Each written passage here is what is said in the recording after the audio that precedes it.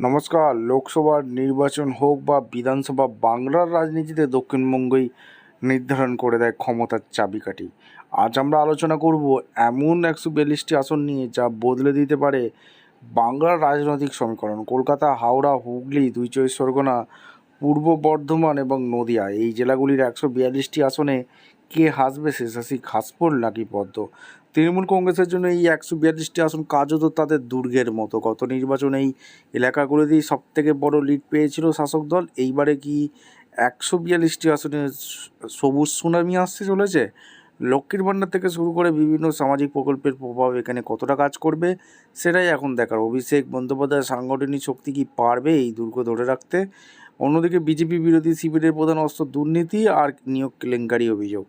বিশেষ করে কলকাতা ও সংলগ্ন জেলাগুলিতে শহর ভোট ব্যাংক থাবা বসাতে মরিয়া গেরুয়া শিবির। বিরোধী দলনেতা শুভেন্দু অধিকারী হুঙ্কার, কি এই 142 আসনে পদ্ম ফোটাতে পারবে, নাকি বাম কংগ্রেস জোট এখানে কোনো ফ্যাক্টর হয়ে দাঁড়াবে? কলকাতা, হাওড়া, এখানে লড়াই মূলত সরাসরি তৃণমূল বনাম বিজেপি। সংখ্যালঘু ভোট এবং গ্রামীণ ভোট ব্যাংক কার দিকে ঝুঁকবে তার উপর নির্ভর করছে জয় পরাজয়। নদিয়া ও পূর্ব বর্ধমান, এখানে মতুয়া ফ্যাক্টর এবং কৃষি সমস্যা বড় ভূমিকা নিতে পারে। এই ভোটারদের মনে কি আছে তা জানা কেবল রেজাল্টের দিন। তবে আপনাদের একটা ধারণা দেওয়ার চেষ্টা করছি কি হতে পারে। দ্বিতীয় দফার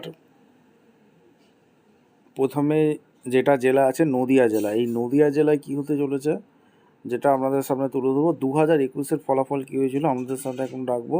নদিয়া জেলার 17টি বিধানসভা আসন আছে। 17টি বিধানসভা আসন আছে, যেখানে তৃণমূল কংগ্রেস 8টি পেয়েছিল। 2021-এর কথা বলছি। বিজেপি এখানে ভালো ফল করেছিল, যেখানে 9টি পেয়েছিল।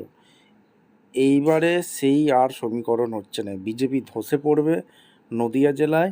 নদিয়া জেলায় কী সমীকরণ হতে যাচ্ছে, যেখানে তৃণমূল কংগ্রেস 12 থেকে 13টি আসন পেয়ে যেতে পারে, এমন এটি উঠে আসছে।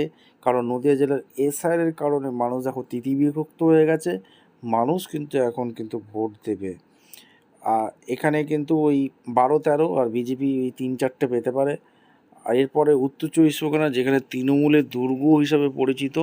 কথায় বলে উত্তর চব্বিশ পরগনা যার, নবান্ন দখল তার। এখানে 33টি বিধানসভা আসন আছে উত্তর চব্বিশ পরগনা। গতবারে 2021-এ কটা পেয়েছিল তৃণমূল? 28টি পেয়েছিল। বিজেপি কিন্তু এখানে 5টি পেয়েছিল। এইবারেও সেই সমীকরণ বদলাচ্ছে। বিজেপি খুব বেশি হলে এইবারে 2026-এ 3টি আসন তারা পেতে পারে, তৃণমূল একাই 30টি আসন পেতে পারে। ঠিক আছে, কারণ উত্তর চব্বিশ পরগনা এখন হাওয়া বদলাচ্ছে। বিজেপি এই 5টি আসন ধরে রাখা খুব মুশকিল পর্যায়ে চলে গেছে। দক্ষিণ চব্বিশ পরগনা কী হতে যাচ্ছে? দক্ষিণ চব্বিশ পরগনার 31টি আসন আছে, যেখানে তৃণমূল 30 আর নওশাদ সিদ্দিকী দল 1টি পেয়েছিল। এইবারও সেই একই সমীকরণ হতে যাচ্ছে, 30-এ 30 হতে যাচ্ছে। আর এই যে একটি আসন নওশাদ সিদ্দিকী পেয়েছিল, এটাও কিন্তু হাড্ডাহাড্ডি লড়াই হতে যাচ্ছে, অর্থাৎ 50-50, যে কেউ জিততে পারে। ঠিক আছে। আর হাওড়া জেলার কী সমীকরণ? হাওড়া জেলায় 16টি বিধানসভা আসন আছে, যেখানে আগের বারে 2021-এ 16-16 হয়েছিল। 2021-এ 16-16 হয়েছিল, আর এইবারও সেই একই সমীকরণ হতে যাচ্ছে 16-16। কলকাতায় কী হতে যাচ্ছিল? কলকাতায় 11-11 হয়েছিল, যেখানে এইবারও 11-11 হতে যাচ্ছে। হুগলিতে কী হয়েছিল? 18টি জেলা আছে, যেখানে 18টি বিধানসভা আসন আছে, যেখানে 14টি তৃণমূল পেয়েছিল, বিজেপি 4টে পেয়েছিল। এইবারও সেই একই সমীকরণ হতে যাচ্ছে। এর নেক্সট তারপরে লাস্ট জেলা আপনাদের সামনে তুলে ধরবো, যেটা হচ্ছে পূর্ব বর্ধমান। পূর্ব বর্ধমানে আমরা দেখে নেব, যেখানে 16টি বিধানসভা আসন আছে।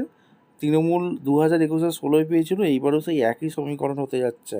অর্থাৎ দ্বিতীয় দফার ভোটে সবুজ সুনামি আসতে চলেছে। ঠিক আছে, আপনারা অবশ্যই কমেন্ট সেকশনে মতামত জানাবেন কোন জেলায় তৃণমূল কত পাচ্ছে, কোন জেলায় বিজেপি কত পাচ্ছে। 4 তারিখ ইভিএম খুললেই বোঝা যাবে কার দখলে বাংলা। ধন্যবাদ।